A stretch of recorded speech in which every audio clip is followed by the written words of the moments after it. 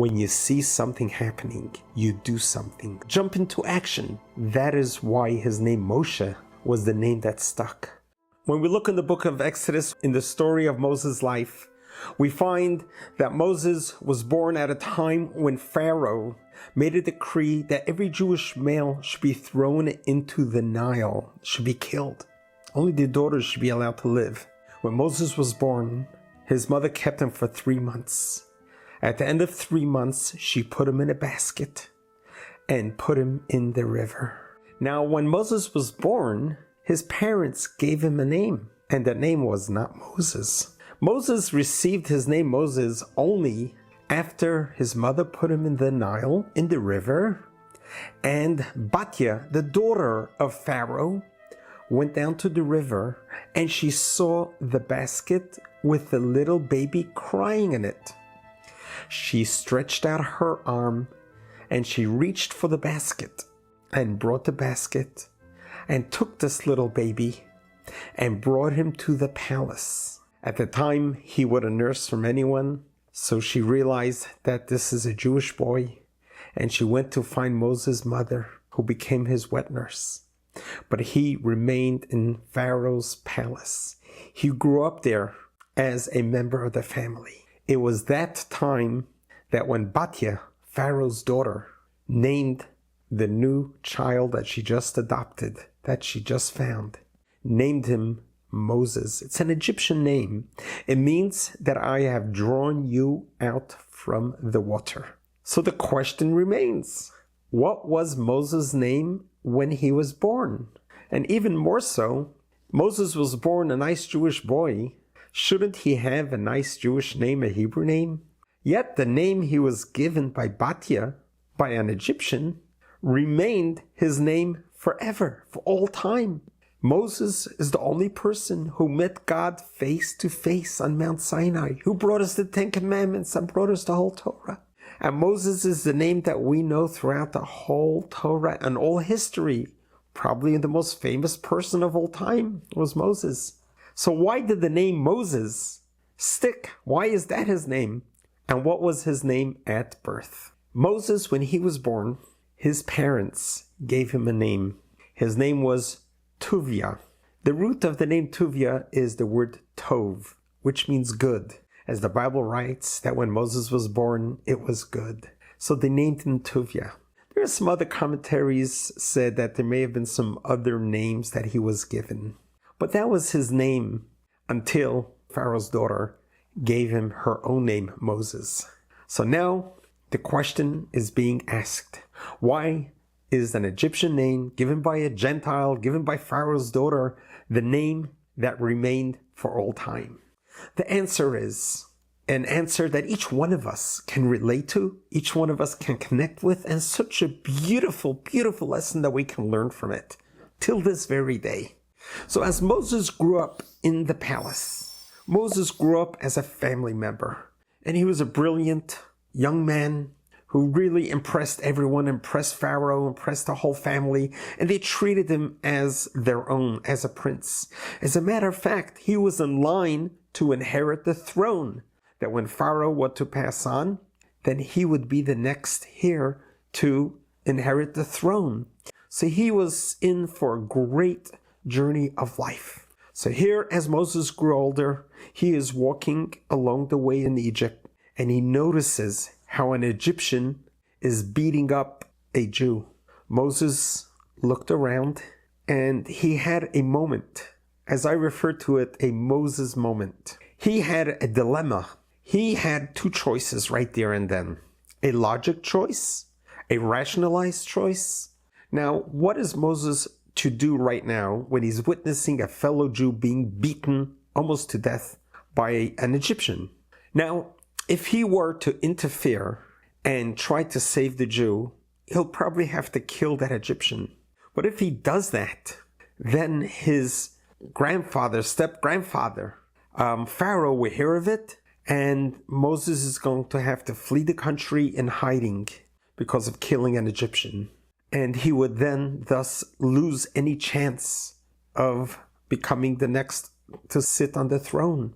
So he may have made a calculated decision, well, if I just continue on and I ignore what's happening, then I will eventually become the heir to the throne, and I will be able to free the 3 million Jews that are being enslaved. See, at the time, the Egyptians were enslaving the Jewish people. There were about 3 million of them. Egypt became one big concentration camp. And Moses thought, if I just continue on my way and not do anything, not interfere. As a matter of fact, it's not a unique thing. The Egyptian is beating up a Jew. That happened every day, all the time. They were enslaving them. They were torturing them. So this is just another event that's happening. So why should I interfere? And let me just continue on my way, and eventually I will reach the throne, and eventually I'll be able to do so much more, not just save one Jew, I'll be able to save 3 million Jews. That was one choice. The other choice was, here in front of my eyes, I see an Egyptian beating a fellow Jew almost to death. How can I ignore that? How can I just continue on walking on my way and making believe it doesn't happen? Moshe looked to the right, to the left, and I call this the Moses moment. He saw that there is no one looking, no one is there to help out, no one is there to make a difference. So I have to do at any cost, even at the cost of giving up my whole future, that I'm going to go from a prince to a homeless runaway to a different country. But I cannot stand by and watch my fellow Jew being beaten to death. That was the Moses moment. He jumped into action. He went ahead. He attacked the Egyptian. Eventually had to kill him to save the Jewish life. Then he buried the Egyptian. And then he realized that he's now going to have to flee the country, because if Pharaoh finds out about this, it will be the end of him. And that is exactly what happened. Moses had to flee the country. He fled Egypt, made his way to Midian, and as they say, the rest is history. So now let's analyze this. Let's dive in and ask ourselves the question: why did Moses jump in? Why did he take the action that he did, which seems to be irrational, saving one Jew versus ability to save 3 million Jews later on in life if he succeeds and inherits the throne? But yet Moses did not pass by this opportunity to save even one Jew. The answer is in his name. How did he get his name? So let's think about this. Little baby Moses is 3 months old, a crying baby in a basket in the Nile River. Batya, Pharaoh's daughter, is at the river, and she sees this basket. She could have ignored the basket, just let it float away into the abyss, and another Jewish child would be lost. Or Batya took initiative. She jumped into action. Great risk. She's disobeying her father's, Pharaoh's decree that all Jewish males be killed. So she's going to go against her father, against the decree, putting herself at amazing risk to save this Jewish child in the basket. She did not turn a blind eye to what's happening, but she jumped into action. And that's how she saved Moses. And when he got the name Moshe, he would always remember that the reason why he is alive is because someone did not turn a blind eye to what's happening. Someone took initiative. Someone jumped in and saved him. Thus he realized that me too, my life, needs to be conducted in such a fashion that I should never ever turn a blind eye to anything that's happening and making believe I don't see it for some other reason, rationalized reason. When you see something happening, you do something. See something, do something, jump into action. That is why his name Moshe was the name that stuck. Because it reflected his whole existence, his whole being, why he is who he is. And thus it formed his life thereon. When he fled Egypt and went on to Midian, and he became a shepherd, as he was with his flock, one sheep went astray. Moses ran towards that one sheep that went astray, and he lifted it up, put it on his shoulders. And as he's walking with the sheep, he apologized to the sheep and saying, I'm sorry that you had to go astray. It must have been my fault. I probably wasn't paying attention to you. Please forgive me. And he brought the lost sheep back to the flock. When God saw that, this is Moses. This is the one who qualifies to be the redeemer of the Jewish people.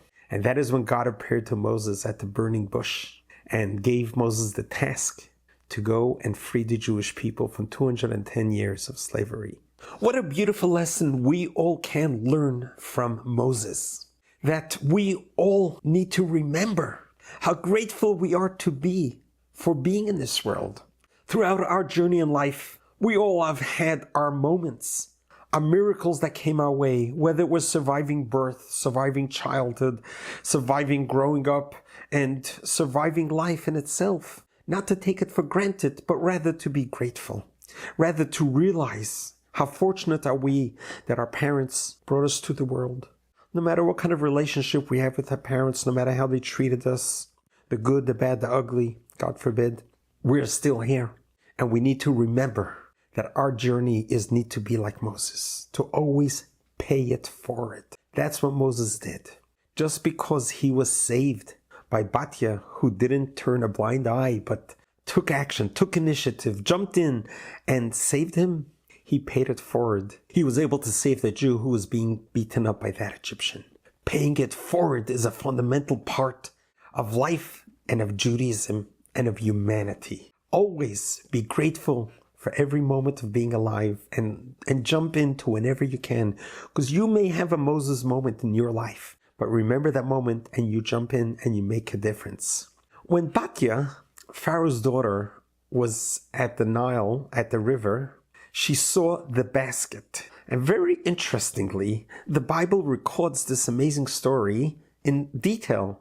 And the Bible writes that Batya stretched out her arm to reach the basket. Well, Moses was put in the river by his mother, and it was just floating away. Batya was so far away from the basket. There was absolutely no possible way for her to reach out and grab the basket. So how did she actually get the basket? And even more so, the question is, if it was so far away, why did she stretch out her arm? There's absolutely no chance that her 12-inch arm is going to be able to reach the basket. So what's the point of stretching out the arm? You know, go grab a fishing rod, go on a boat, go save the child. But standing at the shore of the river and just stretching out your 12-inch arm, trying to reach this basket, doesn't make any sense. Actually makes a lot of sense. And such a beautiful, beautiful lesson to be learned from it. When Batya saw the basket floating, she wanted to save this child, but she didn't know how to. So she did whatever she could. She made an effort. She lifted her arm and stretched it out forward, even with the impossibility of it reaching the basket. But she exerted her best that she can. And the rest, she relied on God. And guess what happened? Her arm miraculously stretched out, became a telescopic arm, long enough to grab the basket and bring it in.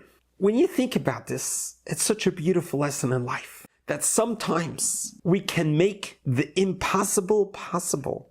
When we are faced with a situation and it seems to be impossible for us, just make an effort. Stick out your arm. Do whatever you can. And then you will see that God will do the rest. My dear father, may you rest in peace, would always tell me this line: you do your best and God will do the rest. And that is what Batya, what Pharaoh's daughter, taught us. She stood at the shore at the river and she saw the basket. And she knew there was no way she could possibly reach it, but she stuck out her arm. She took initiative. She did her best. She did whatever she could, and the miracle happened. And this is what we learned from Moses and from Batya. That to realize and appreciate everything that happens to us in life, be grateful for life, and take initiative. Don't turn a blind eye to anything that's happening. Anything that comes, you see something, you do something, and dive in. Become the one to make the difference. Because that is why we exist. That is the reason why we exist. The day we were born, God said the world can no longer exist without us. God needs us. God needs you. God needs us to be ambassadors of good, to be able to be the ones out there doing whatever we can to help humanity in any way possible, just like Moses did. So next time you have a Moses moment, jump in, dive in, take initiative, don't be scared, do what you have to do, because that is your mission and that is your destiny. And just like Batya, when she stretched out her arm, the miraculous event occurred. So with us, do a little bit and God will do the rest. And God will bless you and protect you, that in the merit of the name of Moses, in the merit of Batya, the Jewish people were redeemed, just like we redeemed them. We pray and we hope that the whole world will earn its redemption to better and greater times speedily in our days. God bless you. God loves you.